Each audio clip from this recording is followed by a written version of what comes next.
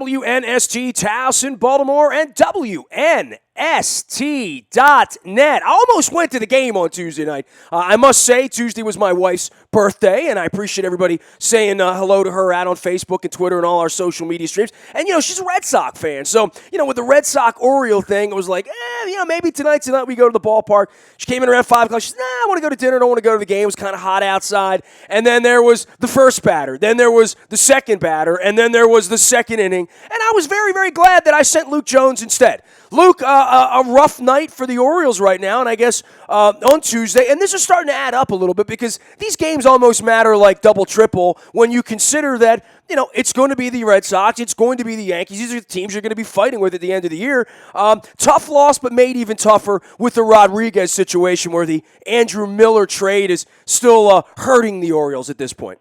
Yeah, and that's something that'll continue to be part of the narrative as long as Eduardo Rodriguez is with the Red Sox. We know Andrew Miller's no longer with the Orioles, hasn't been since the start of last year, but it is a frustration for the Orioles right now. They've lost 7 of 9. They've lost 10 of 15. If you think back to the Darren O'Day struggles against the Detroit Tigers and what could have been a 4-game sweep, from that point, that loss on, they've lost 10 of 15. So, really the story of Tuesday night's game was what you said. Kevin Gausman gets off to a nightmare start, gives up a home run to Mookie Betts on the second pitch of the game, a fastball that leaked over the heart of the plate, gives up a home run to Pedroia.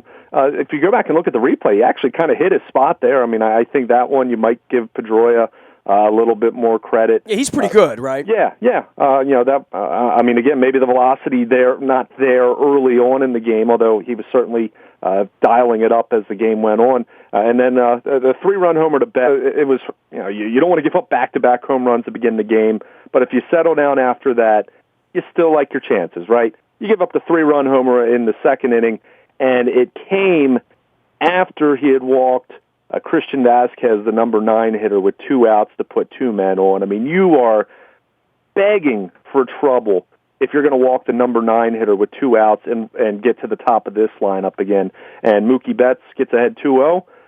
You watch the target, Matt Wieters, set up low and away. The fastball ran up and in, and he didn't crush it, but got enough of it to muscle it down the left field line and just clips the bottom of the foul pole. But at that point, it's 5-0, and given the way that the Orioles have been swinging the bats overall over the last couple weeks, you're not going to like your chances very much. And an unproductive night at the plate, an impatient night at the plate. Orioles didn't walk. I think it was the 4th or 5th game this year where they haven't drawn a walk. And I kind of looked at that 6th inning. If you go back to the 6th, Manny Machado leads off with a double. First pitch swinging, okay. You try to ambush a guy, fine. But then Davis and Trumbo are each retired on 1 pitch. Matt Wieters then grounds out. The Orioles saw a total of 8 pitches in the 6th inning. They swung at all 8. So kind of just a sample of the approach, not being very patient. And, the few balls that they did square up, didn't have a whole lot to show for it. It adds up to a 6-2 loss. And as you mentioned, you got to take care of business in your division, especially with the Red Sox playing as well as they have really for about a month now. They've been, they can make an argument they're the best team in baseball over the last month, even over the Cubs, the way that they've kind of surged, but certainly best in the American League in my mind so far.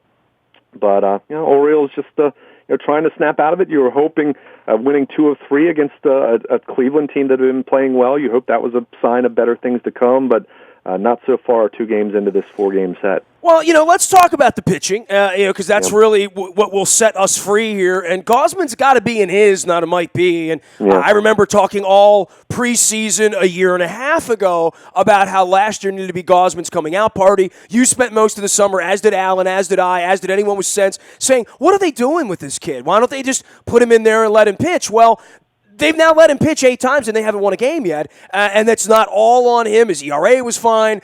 There's been some nights where he hasn't had run support. Tuesday night being one of those nights he didn't have run support. But it was 5-0 before there were 6 outs, right?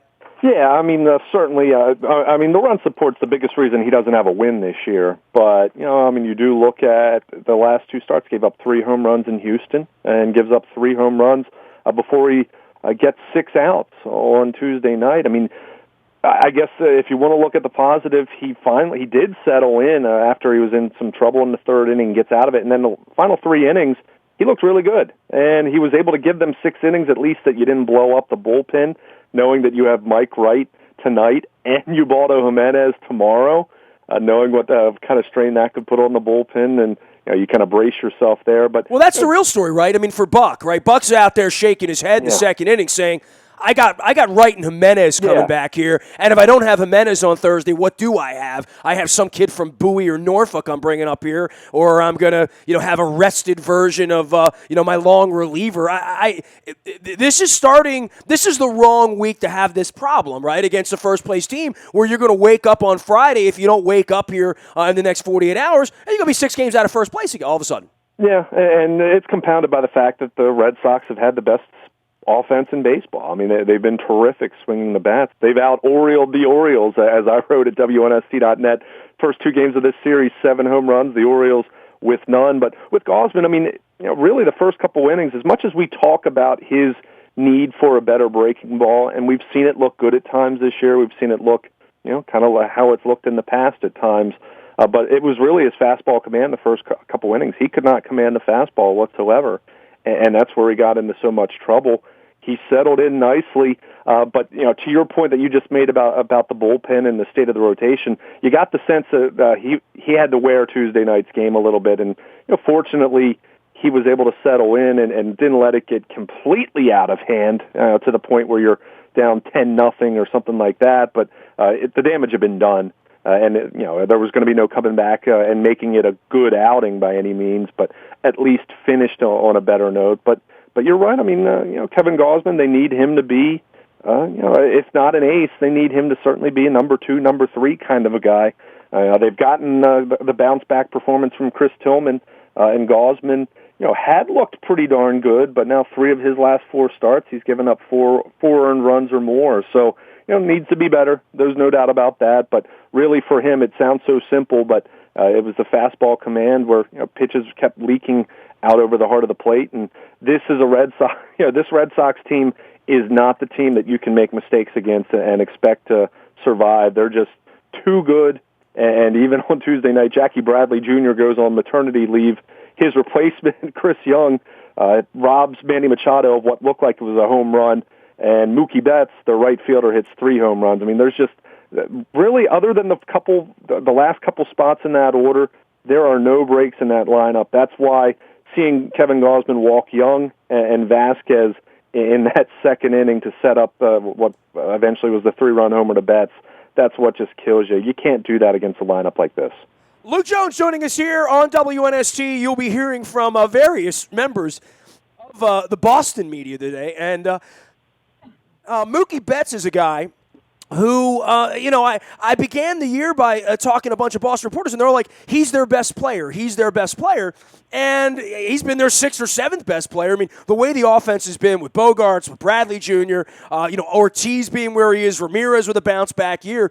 Betts had a little bit of a coming-out party, and it hasn't been a bad year for him, but he's been overshadowed by a whole lineup that's hitting as a team 296 right now, right? Yeah, I mean, this lineup, if they're going to hit like this all year, and you have to think there's going to be a little bit of regression. I mean, you look at some of the metrics, their batting average for balls in play is so incredibly high, even more so than you look at some of the top offenses the last few years.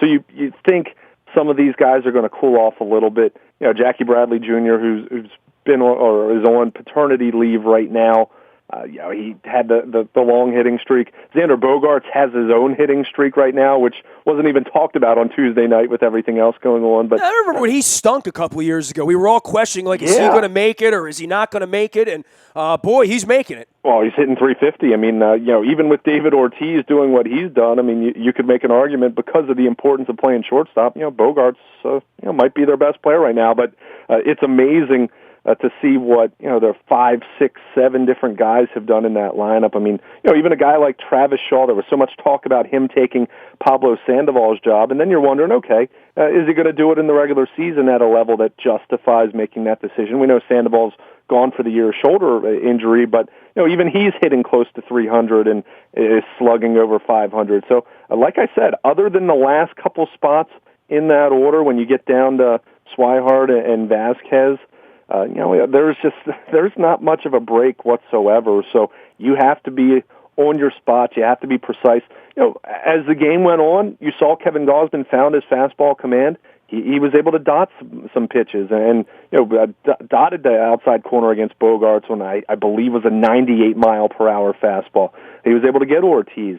So you see he has the ability to get these guys out if he can command his pitches. But if you can't do that, you're going to struggle against anyone, and you're going to get clobbered against the offense like this one. But there are not a lot of easy outs in this Red Sox order, and there's plenty of debate. I mean, you guys have guys like Ortiz and Pedroia, where even Pedroia, when his career's over, going to have at least a conversation as far as Hall of Fame player or not, and then some of the best young talent in the American League in that Red Sox order. So it's they're going to be wearing guys out, and hopefully not wearing out just the Orioles necessarily, but they're going to be wearing out plenty of AL East pitching here for the next few years with some of these young guys in this order. Luke Jones joining us here. You can email him, Luke at WNST.net. Also, Baltimore Luke out on Twitter as well, and always blogging at WNST.net. We harken back to the first week of the season where, the famous David Price meltdown and the Kimbrel meltdown.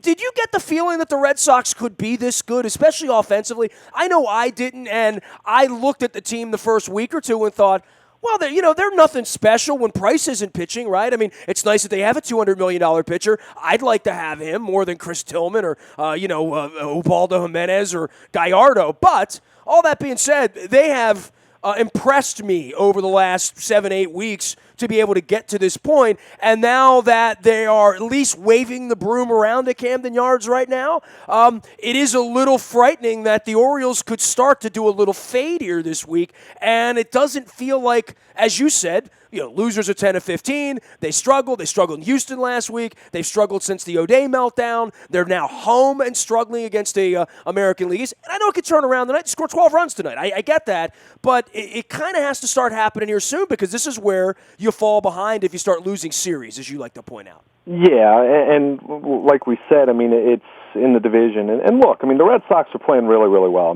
They've played outstanding baseball, really. As you mentioned, it's really been since that first week or two where they didn't look so good. But you want to say, are they over their head, or is this who they are? Right now, at 32-20, that put them on pace to win 100 games. I don't think their offense is going to continue at this right now. That they still very well could be the best offense in the American League, could be the best offense in baseball, but I don't know if they're going to continue at this incredible rate. It might just revert to excellent. But they're going to be tough, and the thing with them, they have David Price, who hasn't been all that great, as far as run prevention goes. Even though a lot of the peripherals say that he's pitched a little bit better than what his ERA might, indicate. But, you think he's going to be fine. Stephen Wright, will he continue to do what he's done? That's a big question, but he's been terrific. He's been a saving grace for them. Porcello's pitched pretty well. That's something that was a question mark for them, despite the big contract they gave him last year. And then, Eduardo Rodriguez, so far so good with him with the knee, but that's something that is a lingering question, when you have the kind of knee injury he had. So, it's there are some questions. Tonight's starter, Joe Kelly, was on the DL for a shoulder issue, and he's a guy who hasn't been able to, avoid the base on balls. So, that'll be a nice test for the Orioles right there. But, with the Orioles, everyone, I got a few tweets on Tuesday night, when does training camp start? That's premature. I'm sorry, it is. They've struggled for 15 games now or so, but their first 35 games they played at a really, really high level. Where's the truth? Probably somewhere in the middle. Billick would always say, don't pee down your leg, right? Right. And I guess that's the fan base here, but it is kind of hard. When you look bad, you look really bad. When it's 5-0 in the second inning, people are throwing their hands up in the air. But by and large, this team has hit the ball, and even down 2-0 or even 5-0, I feel like they can battle back, especially if they can get into teams' bullpens. But at some point, pitch selection and the way they're swinging the bats right now, it's very disconcerting. Yeah, I mean, if you're going to have, I mean, any team's going to go through some slumps, and that's why I said I think the Boston Red Sox will slump offensively a little bit at some point here. But when you're a team constructed like the Orioles are, if you're not going to score runs, and if you look over the last couple weeks, the starting pitching, they've gotten a couple decent starts here and there, but overall, it's been more of a struggle than it was for. I remember they started off really bad, and then they got some decent starting pitching for about 3 weeks. Well, that's how they wound up in first place for 5 or 6 weeks, right? Exactly. So if you're not going to pitch as well as they were, which no one ever expected it to be great, and then your offense goes through a slump where, let's face it, I mean, short of a couple guys, they've been through. This has been one of those slumps where 7 or 8 of your 9 guys in the order at any given time are struggling, and you're just not going to win many games like that unless you get outstanding starting pitching, and they're just, these guys aren't going to be capable of pitching outstanding baseball. They need to pitch decently, and to that point they haven't been able to do that enough even. But that's what that kind of adds up to losing 10 out of 15. So it's a concern. They're definitely struggling. They need to pick it up with the bats. I mean, the bats hadn't been all that great in the month of May. Now as we turn the calendar to June, so but as Buck Showalter would say, and I'm inclined to agree. I don't know necessarily if it happens the next couple of days, but he likes to say someone will pay for their current struggles, and you have to think that's coming. But you hope it's coming sooner rather than later, because as you pointed out, it's not just the Red Sox. The Yankees coming in, Kansas City comes in, and then after that, the Orioles go to Toronto. They go to Boston, and then come back home and face Toronto. That gets them to about the third week of June. If they don't fare well over those 3 weeks, it's going to be that's going to be I don't want to say make or break, because there's still way too much baseball, but that can certainly be a 2.5, 3 week stretch that kind of determines, are you going to be a serious contender in this division, or is it going to be a little bit more like last year? I think the next 3 weeks could go a long way in determining that, even if you're not going to necessarily say the season's over at that point in time. Well, I mean, I'll wrap it with this by saying, if the Red Sox are going to hit 300 and play 620 ball, no one in this division is going to play like that. And if they're capable of doing that, they can run away. I don't think any of the other teams are capable of playing 620 ball. And I know in the offseason, we like when the Red Sox added Kimbrel. We like when they added Price. We like their young talent. But I don't know that we would look at Bogarts and look at Bradley and look at Betts and say all 3 of these guys are going to have a coming out party and all going to hit 300 and all going to be all-stars this summer. If you would have that combined with Ortiz being sort of otherworldly at his age, and I know the S word is always being bandied around with him, and I've talked to a bunch of the Boston media people, but the point of this division was somebody can win it playing 550, 560, 570 ball, runs off, and it looks like the Red Sox are the only team capable of doing that and hitting at that pace. Nobody's going to catch them. Yeah, you're absolutely right on that. I mean, Toronto has, and Toronto, I mean, keep an eye on them. They're only a couple games behind the Orioles at this point, as they're now back up over 500. But, you thought Toronto had the lineup, and they had the best lineup on the planet last year. Hasn't been there for them quite the same way. They haven't pitched the way that they would have liked. But, you look at this Boston lineup, I would have bought you saying Mookie Betts and Xander Bogaerts, because, I was pretty high on those two. But the guy that's been ridiculous, and the Orioles are fortunate that they only saw him on Monday, even though he hit a home run then. But Jackie Bradley Jr., I mean, there had been so much hand-wringing over, okay, this guy's a great defensive center fielder. Everyone says that. It's the first thing they say about him. They say he's a great defensive player. I mean, this guy, as much as we talk about someone like Chris Davis hitting below 200 2 years ago in a nightmare season, Jackie Bradley, 1 home run, and talking about him having a 28, 29-game hitting streak, and he's hitting 330 right now. So, does that mean he's going to revert back to tough time believing that he's going to post 1,000 OPS all season long? But the reality is, even if a couple of these guys do regress a little bit, they're still going to have, if not the best offense in the American League, then they're going to be top 2 or top 3, even if they do start struggling, because that's how deep the lineup is. And as much as we talk about the Orioles being a lineup that can hit the long ball and score runs that way, this Boston lineup just scores runs, period. A little bit, but I digress on that. But games up, which isn't insurmountable.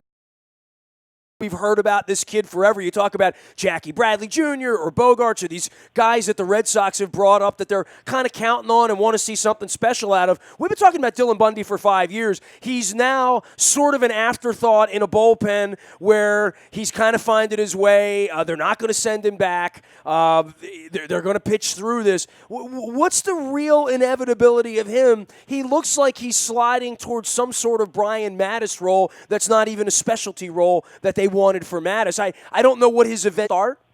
I think they're going to give him a chance to start. Now, I don't think it's going to come this year in any meaningful capacity because, one, they've got to build up his innings. And, he's at a point now, he's a little bit here and there.